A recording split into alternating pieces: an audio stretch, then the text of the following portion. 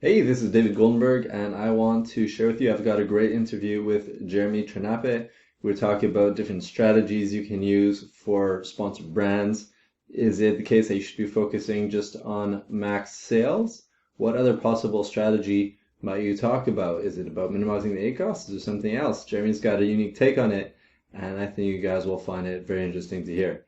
So, if you like the video, you will want to subscribe, maybe hit the like, add a comment question, love to hear it below and see what we can do to add value to your business. And this is David Goldberg from 011 Ads for Brands, the sponsored brands experts. Enjoy. Hey, this is David Goldenberg from 11 Ads for Brands. I'm joined today by Jeremie Tranape of Growth Scalers Agency.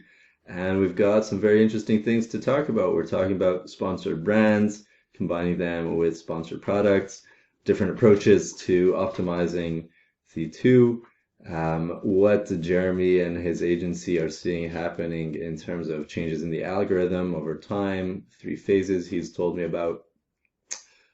We've got, just a lot of different things to talk about, some case studies. And so stay tuned. I think you guys are going to learn a lot and find this a very interesting show. Jeremie, thanks for joining me today. Thank you for having me. I appreciate it. For sure. So tell us a bit about how you got your start on Amazon and how that gets you to growth scalers today. Yeah, thank you. So we started around, I think, 5 years ago. So we started, so we worked with a SaaS company, optimizing ads on Amazon. And I think for around 1.5 years, we got our agency as a side business, and we actually got a few customers. Then we got really good results because we had a systematic way to create campaigns, to scale campaigns, and so on. And since beginning of this year, we finally started full time and working in our agency. So it's something quite new, but we've been around Amazon for a while, and we got really good results, and we put our money where our mouth is. So we also launched our own product, and also I think right now we are selling like around 30 units a day in the US, and launching the Europe this month. So that's a really exciting time. Very cool, exciting, good for you. Okay. So tell us a bit more about the launch and scaling of campaigns. You mentioned that Mhm. you've got a case study recently about a product launch. Can you tell us a bit more about that?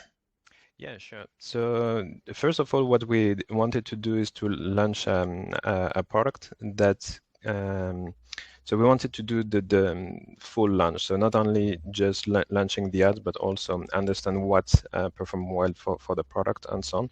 So we started with looking at what the competitors are doing, what kind of word do they use in their product title, and then based on that we started with the first version of the product title and the first version of the organic keywords. And in terms of ads, we started with really broad keywords, so trying to understand what people are looking for. And as we got some sales and so on, we understood which kind of words would be better for sales. So we sell compression gloves, and some people are looking for gloves for swelling. So they are different. What we understand is that there are different customer intent. Ah, Some people are buying the glove because they have arthritis. Some other buy the glove because they have swelling. ah, Some other because they have tendinitis. So ah. based on the customer intent, we change the product title. We also tweak the bullet points, and we also improve the ads, going from broad to phrase to Exact. exact match. Yeah. Wow, that's very interesting. Okay. Mhm. And have you guys used sponsored brand as part of your product launch strategy? Yeah, so we started to sponsor brand from the really beginning. So we just at the beginning started with really broad keywords. And as we understood which kind of keywords were performing well for the product from the sponsor product, then we added those keywords to the sponsor brand. So the idea is that whenever someone is looking for the product, he should see sponsor brand ads at the top, and we're not optimizing the sponsor brand for ACOS. So it can be that the ACOS for the sponsor brand is quite bad, but we want to have a first touch point with the sponsor brand. So we want people to be familiar with the brand. And then after, when they look into the search result, then they would click, they would be first more likely to click on the sponsor product ads or on organic results, and then to buy the product. Mm. So it's using sponsored brands as a brand awareness and brand preference building tool, if you will, to then funnel that traffic to get the conversion, let's say, from a sponsored product or a sponsored display ad, but just to get that initial attention from the sponsored brands.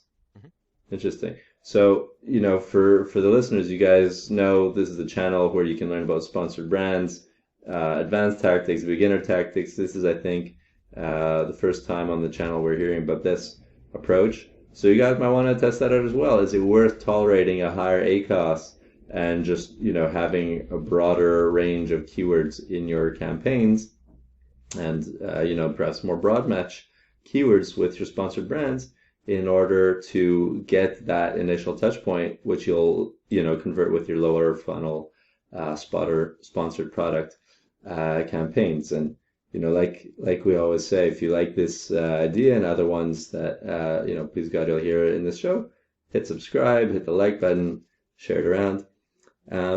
Now, Jeremy, I'd really love to hear when you talk about scaling campaigns, right? So you guys had success with that initial client, and then you're scaling. Tell us more about what you guys do when you want to scale a campaign. It really depends on what the end customer is looking for. So what we do is we always analyze the search query report.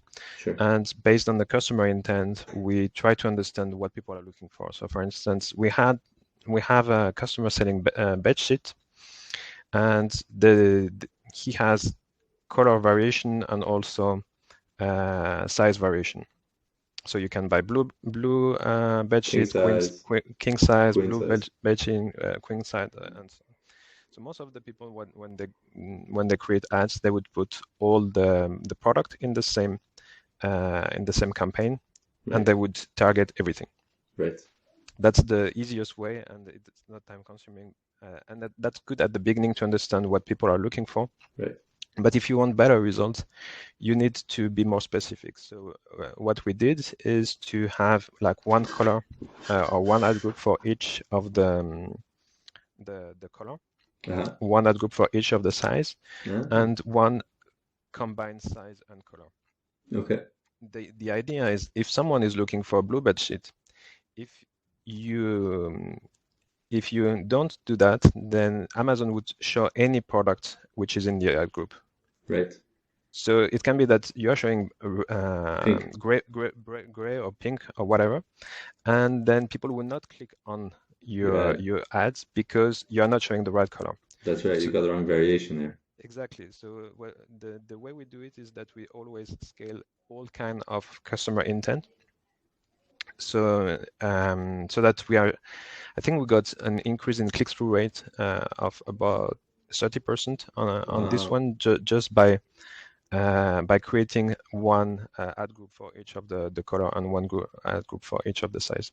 That's great. And that way you guys were able really to match the customer intent more accurately by presenting the variations relative to the keywords searching for those variations. And it's not only about the image. So it's not only about the color on the image, but also on about the product title. If people are looking for queen size, even though the image would be the same, if they see queen size in the product title, then they would be more likely to click on the ad rather than if they see king size. Yeah, no, that's a very good point. We see that also with sponsored brands, that you want to have the right keywords as well in your product headline or at the start of your video for the same reason. So that's interesting. Structuring the ad groups around the variations and the keywords that are relevant to those variations. So size keywords, color keywords, or whatever else other people are targeting. Very cool. So I'm curious to know, do you guys use reports such as the search term impression share reports? Mhm. And if so, how do you use that report? Sorry, I phrased that question a bit funny. I didn't mean to use reports in general. I mean, obviously you use reports. I meant to ask in particular, are you using that impression share report? Um, and if not, what are some other reports that are a bit Yeah. newer or more advanced that Yeah, people so I can gain think from? the most important use that we have from impression share reports is in terms of defense strategy, to understand what is the impression share that we get on the defense. So we have basically, for people who don't understand the defense strategy, we have always ads on our own product, so that we are protecting from other brands to advertise on our product. And we often see a drop in conversion rate when the impression share drop below, let's say, 40%. Really? You're Yeah, seeing lower conversion rates as well when the conversion. impression share is below a certain percentage. Yeah. Huh, So interesting. the lower is the impression share, we see that, and it makes sense because other brands will get clicks and they will get sales. Right, And whenever someone click on the ads, it means that you are gone. It means that the page the user is moving to another page, so you lost one sale. right, right. Which makes sense also. I had an interview here, Hmm. I think with David Zimmerman, maybe it was, or it Ah, could have been someone else. And he was sharing, David Zimmerman of Razor Group, he has a popular YouTube channel, and he was sharing the stat, I think, from Amazon that only about 4% of people convert on the first click, on the first session, right? Which means that if they searched, for example, for queen size bed sheet, for example, right? So they might click today, and then very few people nowadays use bookmarks. So when they want to buy it tomorrow or in 3 days from now, they're going to search the same keyword again, hoping to find your product again. So by keeping your advertising consistent and ensuring you have that good um, impression share, that allows you to get those lagging sales, which you would otherwise lose. So that could be how that's working. That's interesting. And you're saying you guys are doing this for brand keywords, yeah. right? In terms of defensive advertising. Yeah, so not only brand keywords, but also yeah, defense strategy. Defense strategy. So, Very so interesting. targeting our own ASIN. Yeah. Interesting. Okay. Do you guys use the video ads, sponsored brand video? Yeah, we do. Actually, we noticed that I think the click-through rate is much better on videos. Yes. Yeah, Yes. that's just fantastic. I think there are two effects or two reasons why the video click-through rate is better. Sure. One is because you get the sun also, and also because yeah, it's something moving on the page, so people are more attracted to something moving rather than something static. Yeah. So yeah, we saw really phenomenal click-through rate with video ads. So that's definitely a winner. Interesting. Yeah. Yeah, it's they're very interesting ad unit Hmm. because, as you say, first of all, the click-through rates, right? The percentage of people who see the ad that end up clicking on it is much higher than sponsored product ads, generally speaking, in equivalent positions.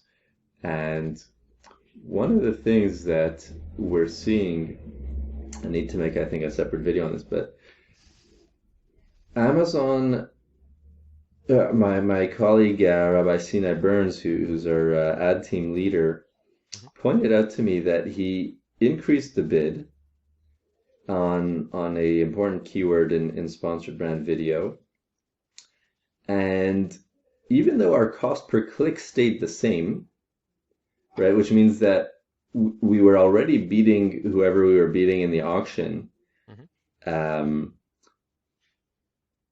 and we didn't, suddenly see a higher click-through rate, which would indicate that we were now getting preference over different competitors. So we're still getting preference over the previous competitor, but the impressions went up, right? So if we're already beating the same competitor, how is it that raising the bid suddenly gives us more impressions, right? Either we're winning and we should be getting the impressions, or we're not winning and we shouldn't be getting the impressions, right? Raising the bid, if the cost per click stays the same, shouldn't make a difference as far as how the auction works, right? Because what you pay per click depends on what your competitor is bidding, and basically you end up paying a penny more than the equivalent that they would have paid if they had your click-through rate. So the question is, where did those impressions come from?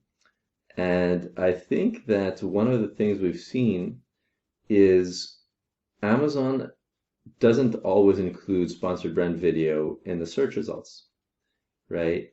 They have, if you're Amazon, you have this choice to make. You can put regular sponsored product ads and or maybe some organic listings or one of the other unofficial ad units, right? For example, the affiliate program that they put in the middle there, I forget what it's called, associate something. And they have these articles that seem to be editorial articles, but really it's all affiliate links to Amazon products within Amazon itself. Anyhow, if you look at normal click-through rates on sponsored products for rest of search, they'll average somewhere around, let's say, 0.5%, 0.4% for rest of search, in that range.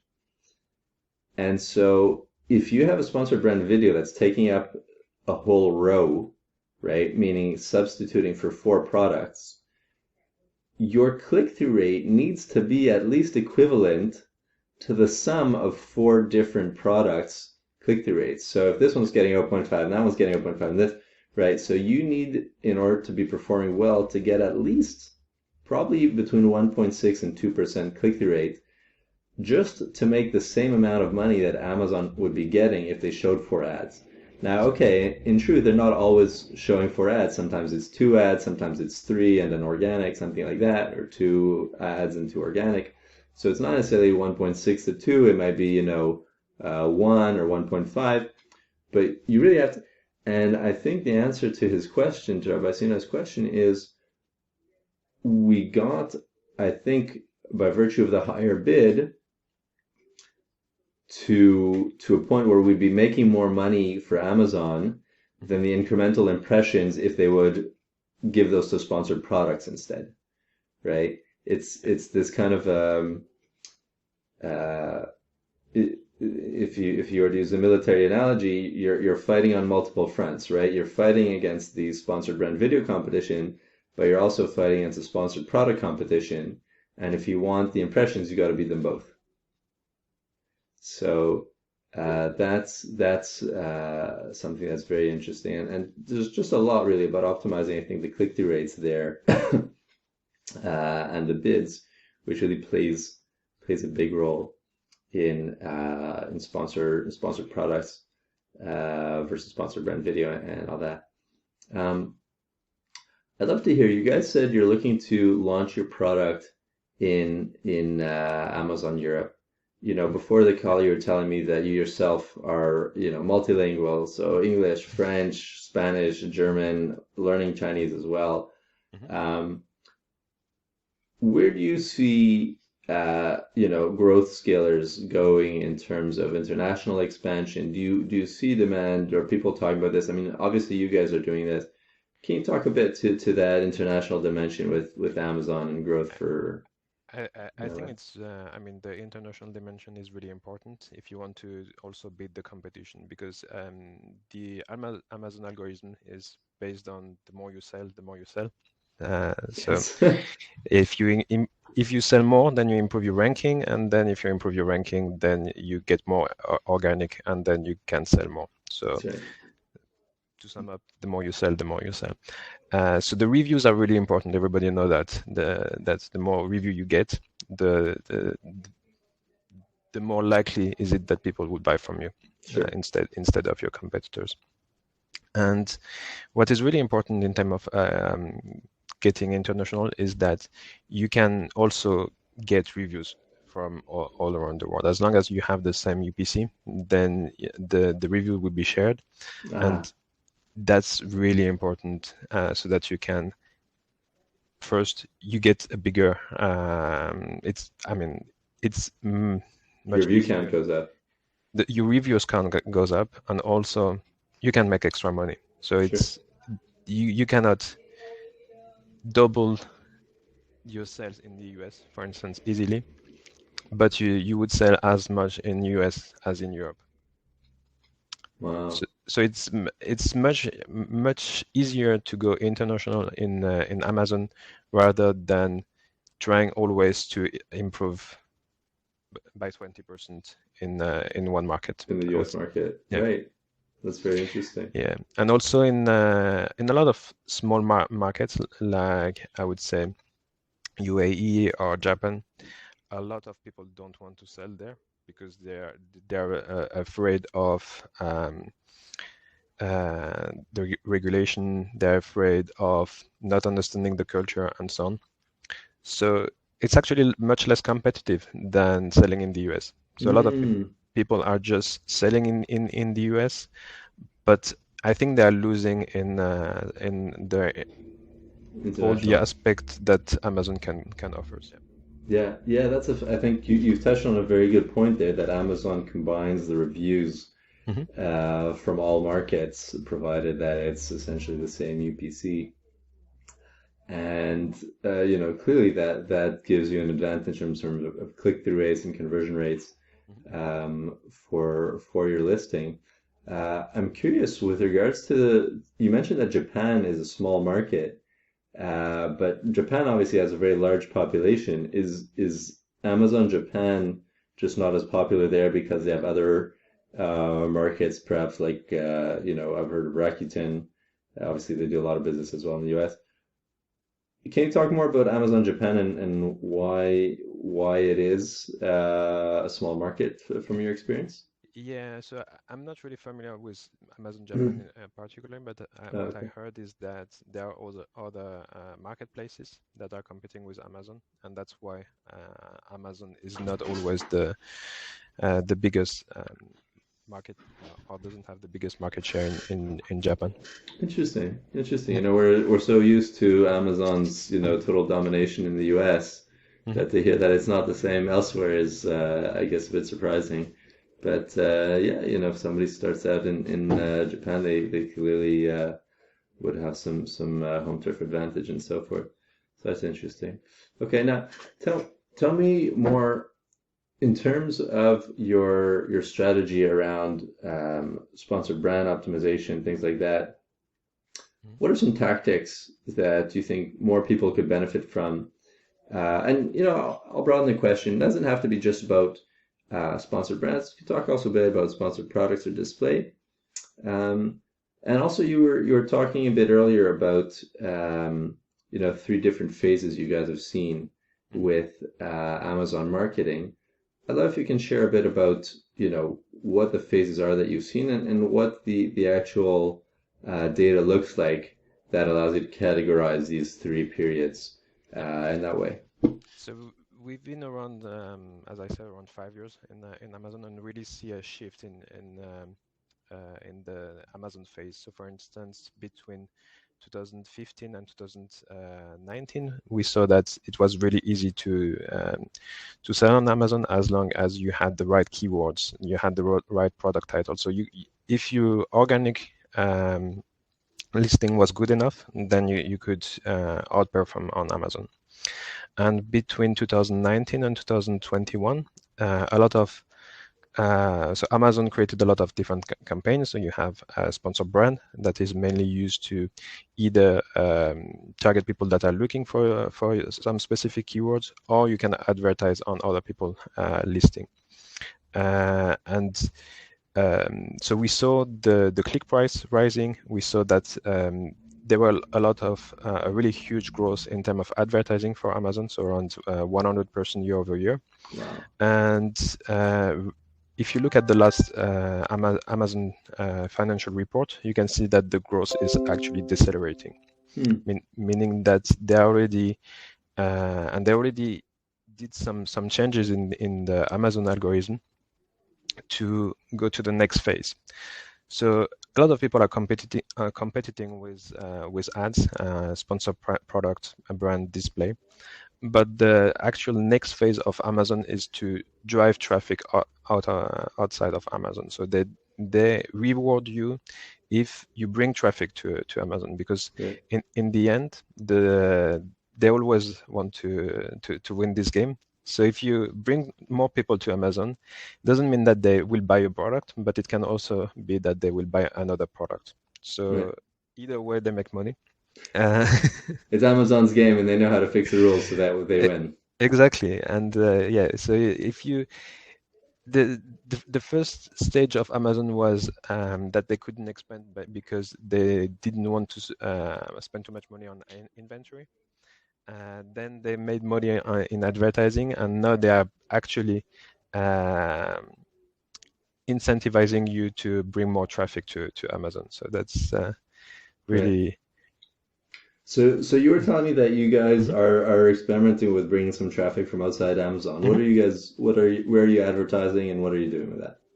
So right now, the strategy that we're trying out is to get traffic from Pinterest. So Pinterest, you can have some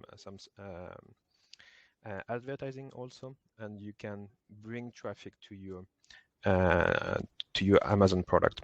So by getting, and right now there are not so many people doing it. So I think that's the right time to try out this kind of strategy.